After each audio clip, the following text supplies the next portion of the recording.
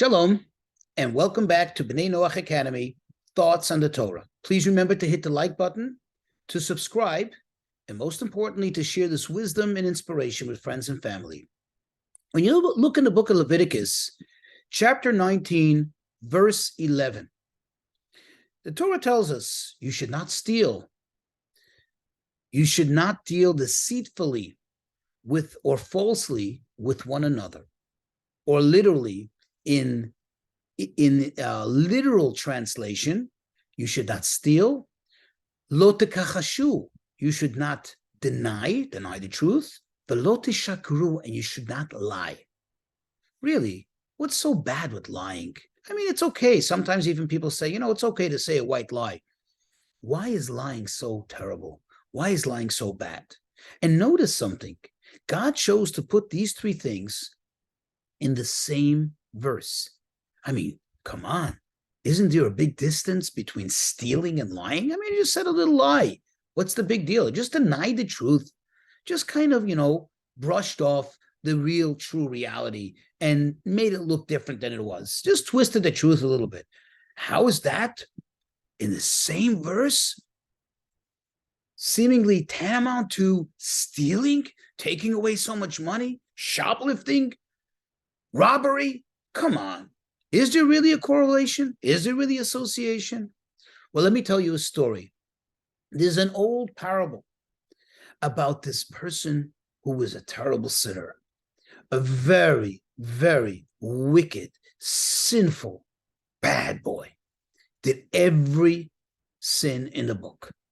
Stealing, adultery, hurting people, anything and everything bad that one could imagine and beyond, he would do. But one day, he had just a little moment of truth, a sense of, this is not where I want my life to go. I want to change. But it's very difficult. It's almost impossible to suddenly change all your habits. This is what he's been doing all life. He's been a bad boy. And now he wants to change, but he realizes it's beyond him.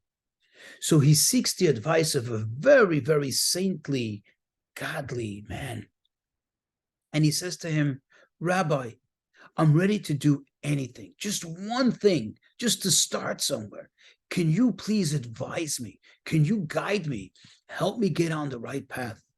But it's impossible for me to change all my ways. So I'm just asking you, if you tell me something that I can do, I will do it. And the rabbi said to him, sure. Do you promise me, do I have your word of honor that I'm just going to ask you to do one thing and one thing only, that you're going to follow it and you're not going to veer not to the right and not to the left. You're going to go on that straight path. And he said, Rabbi, absolutely, you have my word. I mean this sincerely. And he said to him, okay, just promise me that you will not lie. You will never say something that's untruthful. And he quickly thought in his mind, well, that's no big deal, not to lie. I mean, that's easy. In other words, I can continue doing whatever it is I did till now. I don't have to work on changing my way, and this will give me the path to repentance. This will make me a better person, just not to lie. And he promised the rabbi, and he meant it, that he will not lie. He walked out of there so happy, so content. And as he's walking and he passes by, say, a fruit store, and he sees these beautiful, delicious looking apples just screaming out at him. What would he have done until now? What was his normal practice? He would just grab the couple and just walked off. And he was about to do it. But the moment he was about to do it, he thought to himself, wait, what if the shopkeeper just comes out and says, hey, what are you up to? Or did you take anything? I'm going to have to lie. Of course, I'm not going to tell him the truth. I'm not going to tell him I just robbed you. I just stole from you. I just shoplifted. So he didn't take it. And then he continued on. He went into another store and he was about to lift something off the shelf and put it into his pocket quickly, as he successfully had done millions of times. But then again, the thought came to himself, what if the manager walks over to him and says, hey, did you just take something? Is there something in your pocket? I'm going to have to lie. And the same happened when he went to someone else's home and he was about to start with this person's wife. And then he realized, wait, what happens if this person asks him, hey, Did you do anything? Were you in my house? He's going to have to lie. And slowly but surely, from not lying, he became to be that perfect, righteous person. So yes, there is a great association between stealing and lying, between doing almost any sin and lying, especially when we lie to ourselves. God's saying, don't lie. If you face the truth, it'll be a lot easier to refrain from doing those things that are forbidden.